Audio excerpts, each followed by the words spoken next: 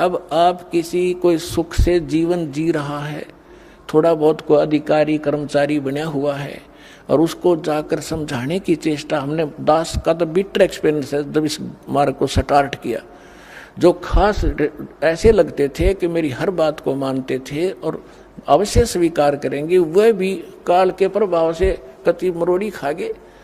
तब उनसे समझाता था कि कल ने आप इस जीवन को बर्बाद करके गधे बनोगे।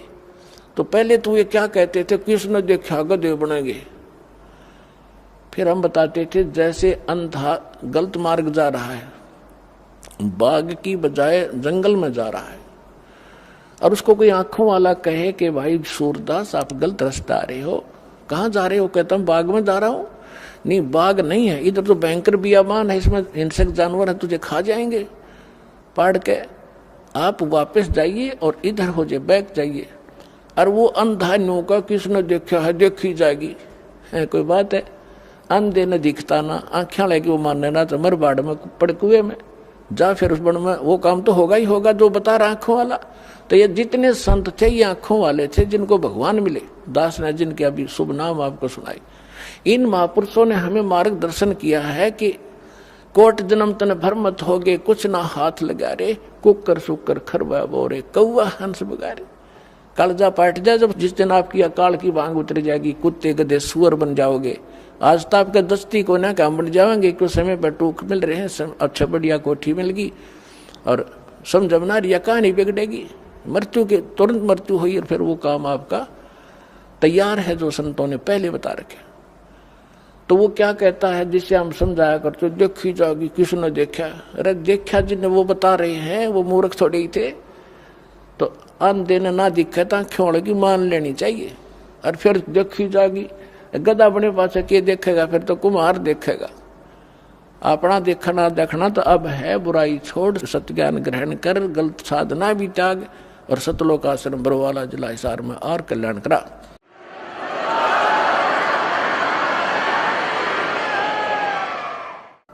तो मार्कंडेय ऋषि कहता है कि आजा, तेरे को ब्रह्मलोक में ले चलता हूँ, ये साधना बताता हूँ।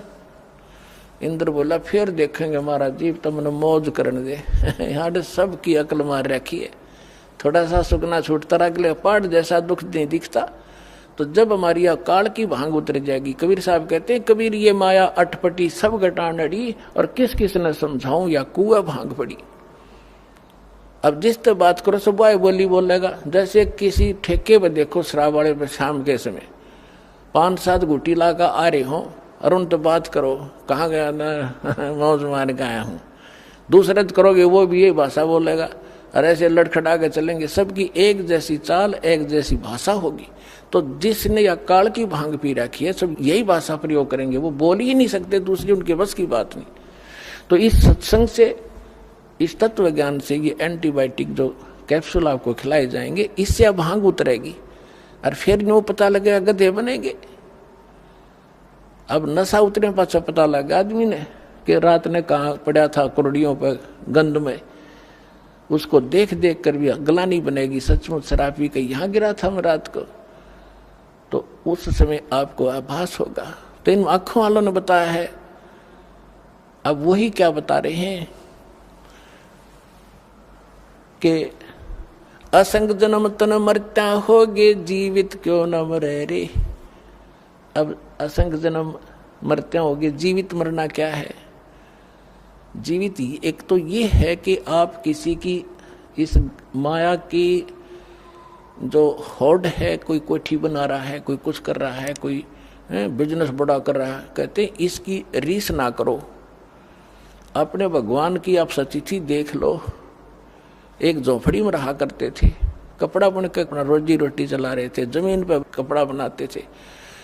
अब वो क्या कहना चाहते हैं कि अगर वो उन कोठी बंगले आने की रीस करते थे, एक वचन से बना लेते, एक महल देखने जोगा, सारा संसार देखना आवे।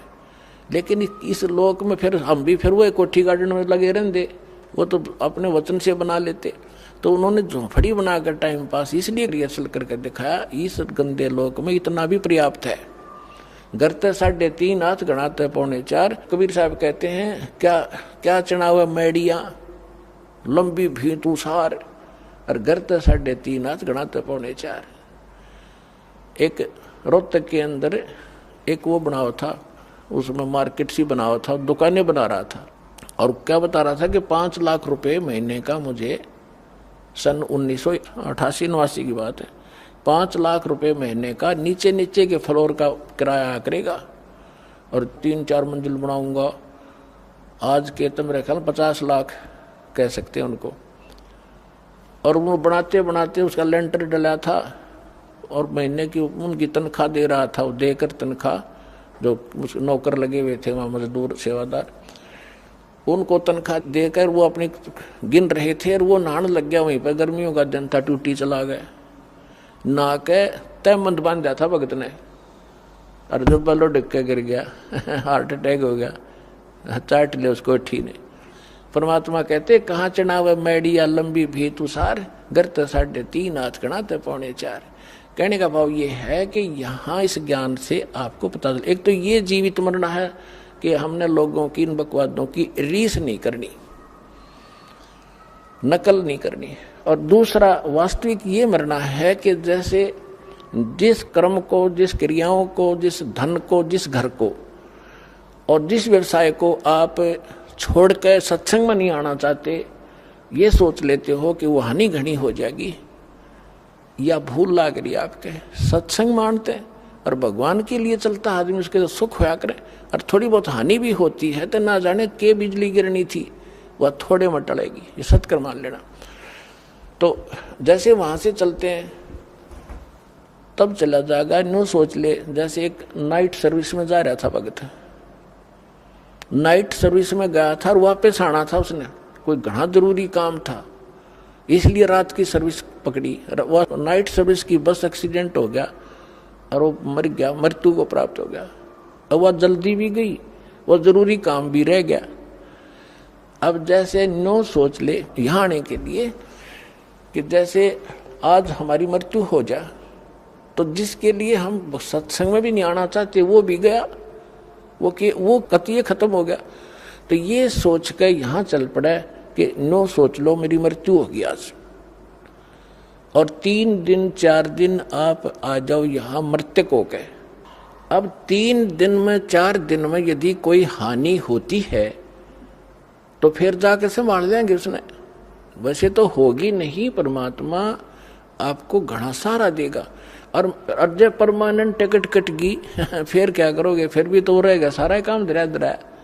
तो इस प्रकार आप यहाँ आओ तो न्यू सोच लो कि भी मर गए, ये तो कभी भी हो सकता है, यू काम तय। और वो जिसके लिए आप भगवान से भी दूर होना चाहते हो और सत्संग भी सुनने की टाइम नहीं है, और कल को कोई उत्सुक होगी तो फिर क्या करोगे, फिर परमानेंट गए, फिर उन्हें कभी नहीं संभाल सकते जिसके ऊपर आप भगवान से भी दूर हो रहे हो। तो यहाँ बताते हैं आप न सोच लो 3 दिन मर गए, 3 दिन के बाद कि मैं बिगड़ेगा तो फिर संभाल लेंगे, अपना 2 महीने फालतू करके उसको फिर सेट कर देंगे, परमात्मा साथ देगा आपको। ये विश्वास करना, आपको राहत थोड़े से दिन में दिखाई देगी। जैसे आपने आज कोई बीज बोया है, आम की गुठली, अब वो बोई है, सही बीज है, आपका प्रोसेस ठीक है उसको उपजाने का, तो उसका टाइम लगेगा थोड़ा अंकुर आने में। तो कबीर साहब कहते हैं धीरे धीरे रे मना, धीरे सब कुछ हो, माड़ी सींचे सोगड़ा, समय आई फड़ो। तो टाइम दो भगवान ने थोड़ा सा, और फिर देखना आपके पड़ोसी भी देखा करेंगे, इनके क्या आ गया, ऐसा कितना हो इनके घर में धन है, कहाँ से बरकत हो रही है, ये काम भी करते ना दिखते, रोज सत्संग में खड़े रहते हैं। तो पुण्यात्मा ये समर्थ है। तो क्या बताते हैं कि असंग जन्म तन मरत्या होगे, जीवित क्यों ना मरे रे, और दवा 10 दर मद महल मठ बोरे, बहुर ना दे धरे रे। तो यहाँ गरीबदास जी कहते हैं कि असंग जन्म तन मरत्या होगे, जीवित क्यों ना मरे रे, और दवा 10 मद महल मठ बोरे, वो महल, वो स्थान जहाँ जाने के बाद फिर जन्म नहीं होता, बहुर ना दे धरे रे।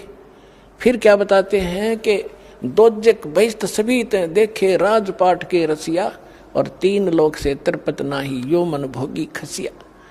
अब जैसे कोई गांव का सरपंच बन जाता है तो उसका उसमें संतोष नहीं है, नो सोचा चेयरमैन बनूं। चेयरमैन कई गांवों के ऊपर होता है, चेयरमैन बनने के बाद वो अच्छी नमस्ते करनी घने हो जाए उसको, तो इन्हों सोचा एमएलए बनू। जब बात बने एमएलए बनने के बाद उसने न्यू चिंता बनाया है कि मैं मंत्री बनूं ताकि मैं वाह वाह हो, और मंत्री बनने के बाद फिर उसकी ये टेंडेंसी बन जाती है कि भाई मुख्यमंत्री बनूं। जब बात बना अभी प्राचीन ही हूं मैं, और मुख्यमंत्री बनने के बाद इन्होंने सोचा प्रधानमंत्री की पोस्ट मिला। जब जी साहब है इतना मृत्यु हो जाए भाई गदा बना पावे। तो परमात्मा कहते कि दोजक भिष्ट सभी ते देखे राजपाट के रसिया, और 3 लोक भी दे देना इस मन पापी को। इसका संतोष नहीं है आपकी दुर्गति कराने के लिए। कहते 3 लोक से तृप्त नाही ये मन भोगी खसिया। फिर क्या बताते हैं, सतगुरु मिले तो इच्छा मेटे पद मिल पदे समाना। सतगुरु मिले तो ये इच्छा मिटावे यहाँ की बकवादों की, इस गंदे लोग का शीशा सामने करके दर्पण दिखा देगा। सतगुरु मिले तो, सच्चा संत मिले तो इच्छा मिटे और पद मिल पदे समाना। जैसे गीता अध्याय नंबर 15 के श्लोक नंबर 4 में कहा है कि तत्वदर्शी संत की प्राप्ति के उपरांत परमेश्वर के उस परम पद की खोज करनी चाहिए, जहां जाने के बाद साधक फिर लौटकर संसार में नहीं आते। अब ये सूक्ष्म वेद इस गीता और वेद और इनके ज्ञानों से भी परम गूढ़ ज्ञान है इसके अंदर। इसमें क्या बताया गरीबदास साहिब जी ने कि सतगुरु मिले तो इच्छा मिटे और पद मिल पदे समाना। पद, पद माने पद्धति, ये कोड वर्ड है संतों के। एक करेक्ट एक्यूरेट और सही जो पद्धति मिलेगी, भक्ति की विधि मिलेगी, वो पद मिले। पद मिल पदे समाना। फिर कौन से पद में समा जाओगे, जहां जाने के बाद साधक फिर लौटकर कभी संसार में नहीं आते। सतगुरु मिले तो इच्छा मिटे, और फिर सतगुरु मिलेगा तो वो पद्धति भी सही बताएगा, और जिस पद्धति से फिर वो परम पद प्राप्त होगा, जहां जाने के बाद साधक फिर लौटकर कभी संसार में नहीं आते। सतगुरु मिले तो इच्छा मिटे पद मिल पदे समाना, और चल हंसा उस लोक पठाऊं। गीता अध्याय नंबर 18 के श्लोक नंबर 62 में कहा है कि अर्जुन तू सर्वभाव से उस परमेश्वर की शरण में जा, उसकी कृपा से तू परम शांति को और उस सनातन शाश्वत स्थान को, सनातन परम धाम को प्राप्त होगा, अमर धाम को प्राप्त होगा। सतगुरु मिले तो इच्छा मिटे पद मिल पदे समाना, और चल हंसा उस लोक पठाऊं, जो आदि अमर स्थान, जो शाश्वत स्थान है। फिर वहां क्या सुख है, 4 मुक्ति जा चंपी करती माया होरी दासी। जो यहाँ की 4थी मुक्ति है वो भी नाशवान है, लेकिन वहां तेरे चरणों में सदा सुख उससे भी अधिक पड़ा रहेगा। तेरे हाजिर नौकर की तरह खड़े रहेंगे ये सुख। 4 मुक्ति जा चंपी करती माया होरी दासी, दास गरीब अबे पद पर से वो मिले राम अविनाशी। परम अक्षर उत्तम पुरुष तु अन्य परमात्मा इति उद्धारते, ये लोग term आविश्य विवर्ती अवैश्वर्य। कहते वो अविनाशी परमात्मा मिलेगा, और 4 मुक्ति तेरे चरणों में सदा पड़ी रहा करेंगी। तो वो साधना इस दास के पास उपलब्ध करो और अपना कल्याण कराओ।